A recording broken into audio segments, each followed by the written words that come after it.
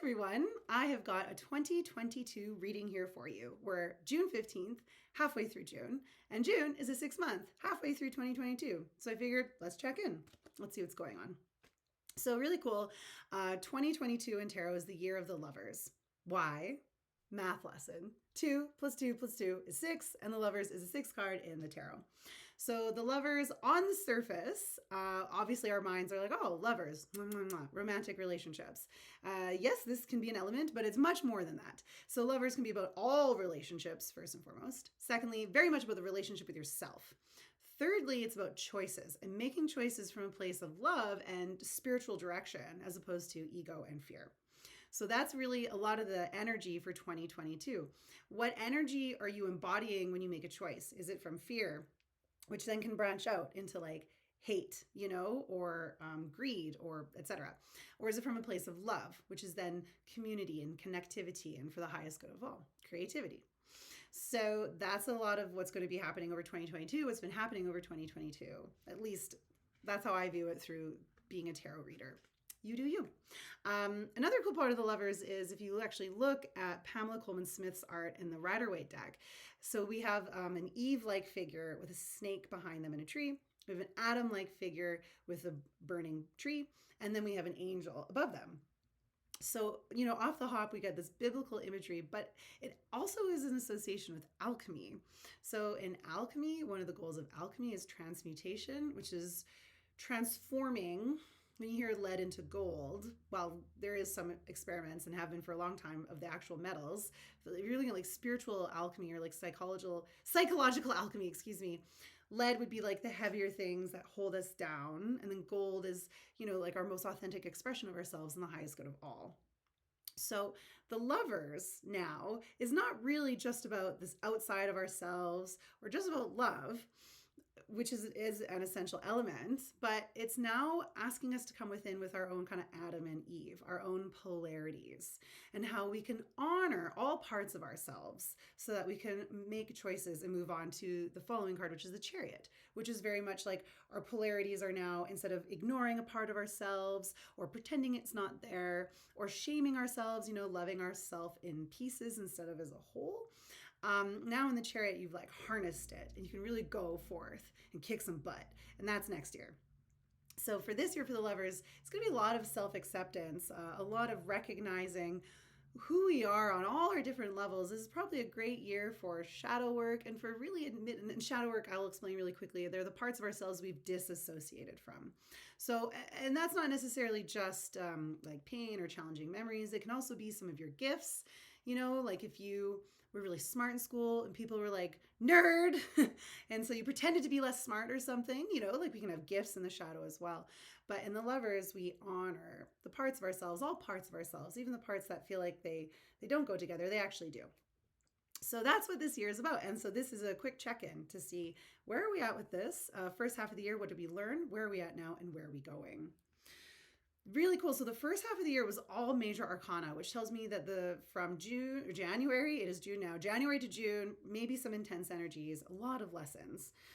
Also, what was really cool when I pulled these cards is, so last year was the year of the Hierophant, because it's the fifth card, 5-year.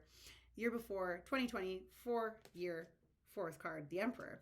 And those are the 2 of the 3 cards I pulled, so the Hierophant and the Emperor. So that really tells me that we must have been doing a lot of reflecting on the past 2 years in the beginning of 2022. And that message is really driven home with Judgment. I really like the image of Judgment in this deck. So we see this bird of prey, which, you'd see a really sharp eyesight, be able to see things very clearly from a high up distance.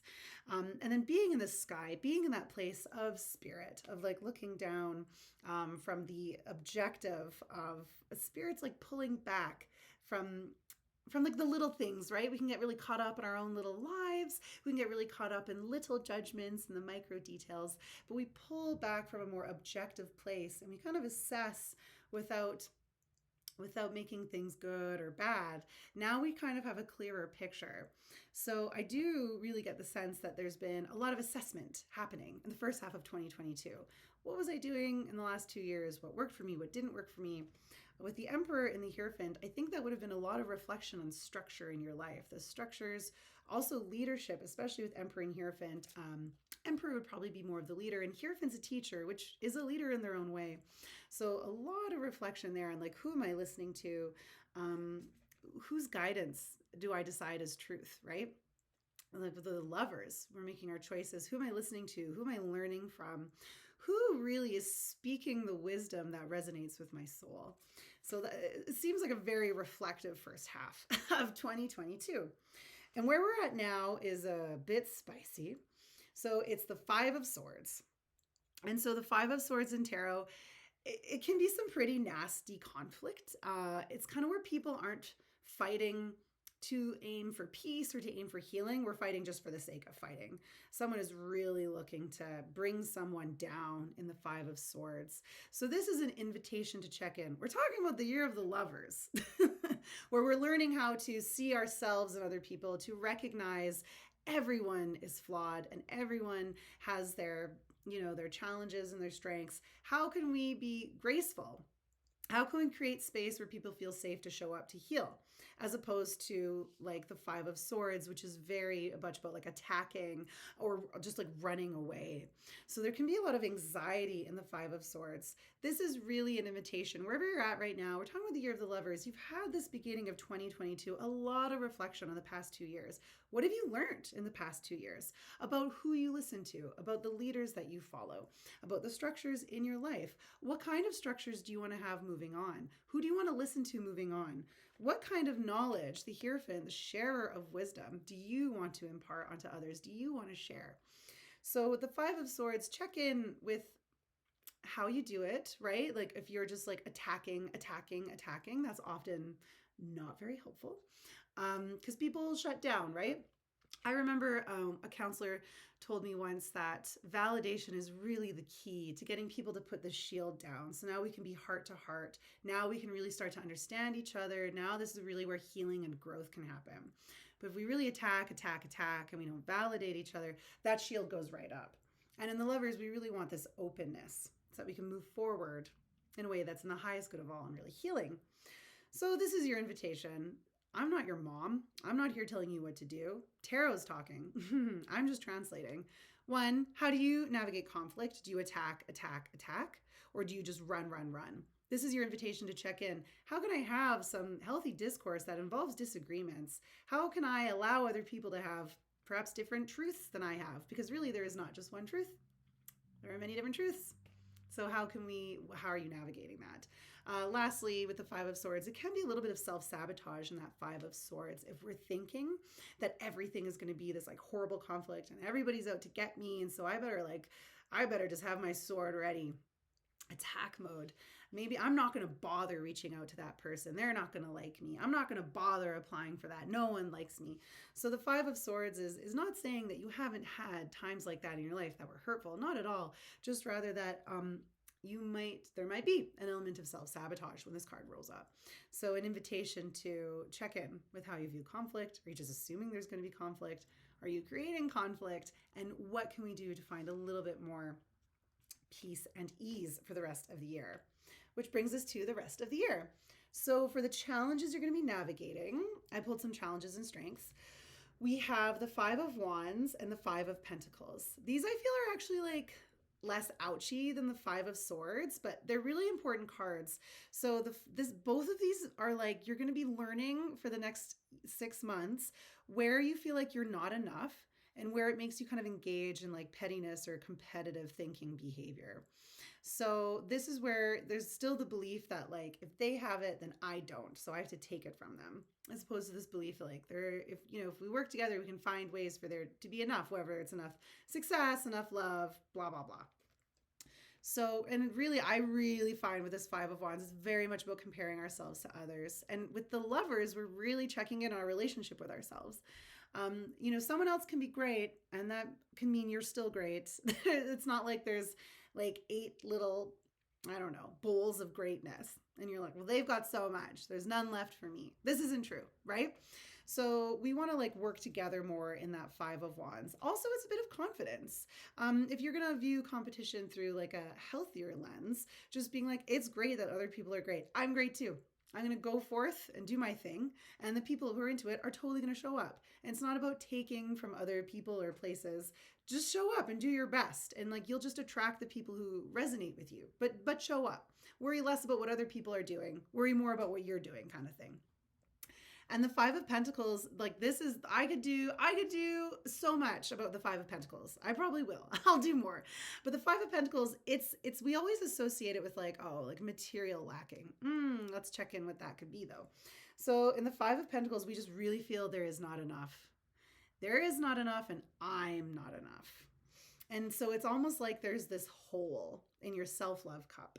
Doesn't matter how much money is coming in. Doesn't matter how much people love you. If you don't feel like you are enough, there's a leak. There's a leak. You know, this card doesn't only show up for people who are struggling with money. This card, and struggling with money, people with lots of money can struggle with money. Because if you have a lot of money and you view it as the only thing that's good about you, and you use it to manipulate people, and you use it as a way to judge other people, and you think you'll never be good unless you continue to have all this money, you struggle with money. You don't have a good relationship with it. So the Five of Pentacles is really checking in. Where do you view your not enoughness? And how can you start to view your enoughness? But it looks like you totally will.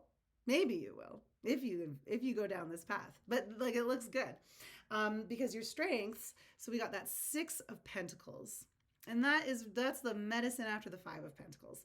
Another part of the Five of Pentacles, and really with the Five of Wands, is kind of viewing other people as someone who can take something from you or like the enemy. And the Six of Pentacles is now this like flow and cooperation. So the Six of Pentacles is like, I really think it's one of those beautiful cards in the tarot. I'm an earth sign, so I like practical beauty, I guess. But the Six of the Pentacles is where you give freely and generously. You don't do it to manipulate people. You don't do it to be a martyr so you can go on about it.